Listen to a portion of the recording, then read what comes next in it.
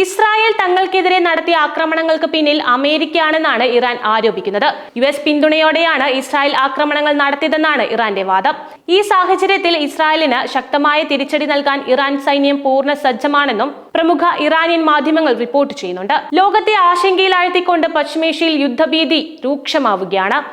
American പങ്കാളിത്തത്തെക്കുറിച്ചുള്ള ഇറാന്റെ ആരോപണങ്ങൾ ഇങ്ങനെയായിരുന്നു.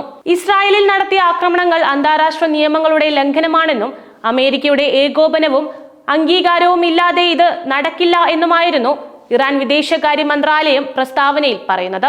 ഇസ്രായേലിന്റെ പ്രധാന പിന്തുണക്കാരനായതിനാൽ അമേരിക്കയും ഈ ആക്രമണത്തിന്റെ പ്രത്യാഘാതങ്ങൾക്ക് ഉത്തരവാദികളായിരിക്കുമെന്നും ഇറാൻ വ്യക്തമാക്കി കഴിഞ്ഞു. എന്നാൽ ഈ ആക്രമണങ്ങളിൽ തങ്ങൾക്ക് പങ്കില്ല എന്നാണ് US പറയുന്നത്. പ്രസിഡന്റ് ഡൊണാൾഡ് ട്രംപ് അത് നിഷേധിച്ചിട്ടുമുണ്ട്.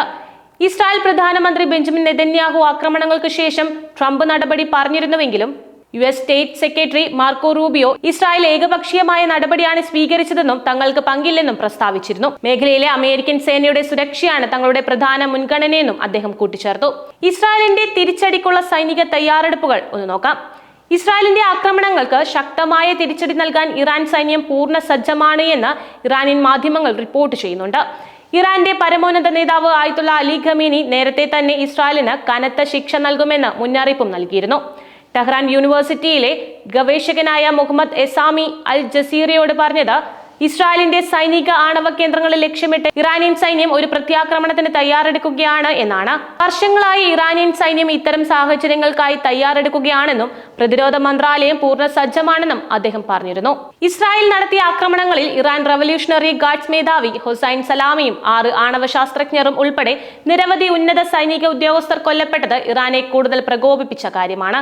ഇതിന് ശക്തമായ പ്രതികാരം ചെയ്യുമെന്നും ഇറാൻ സൈനിക വക്താവ് ബ്രിഗേഡിയർ ജനറൽ അബോൾ ഫസൽ ഷക്കാർച്ചി മുന്നറിയിപ്പ് നൽകി. ഇസ്രായേലിന്റെ ആക്രമണം അന്താരാഷ്ട്ര നിയമങ്ങളുടെ ലംഘനമാണെന്നും UN ചാർട്ടിന്റെ 51-ാം അനുച്ഛേദം അനുസരിച്ച് സ്വയം പ്രതിരോധിക്കാനുള്ള നിയമപരമായ അവകാശം ഇറാനുണ്ടെന്നും ഇറാൻ പ്രസ്താവനയിൽ പറയുന്നുണ്ട്.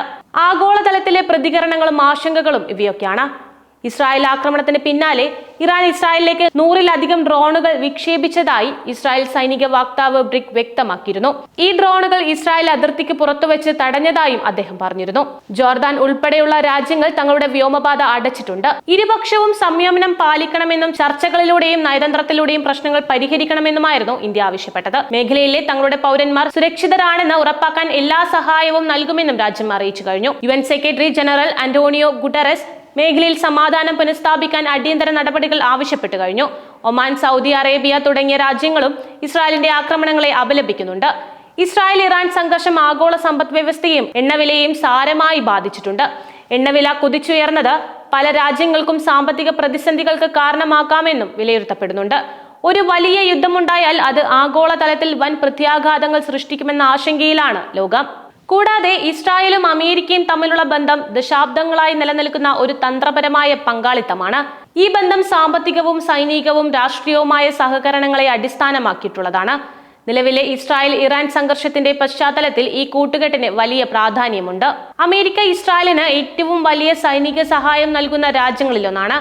പ്രതിവർഷം ശതകോടിക്കണക്കിന് ഡോളറിന്റെ സൈനിക സഹായം US ഇസ്രായേലിന് നൽകുന്നുണ്ട്.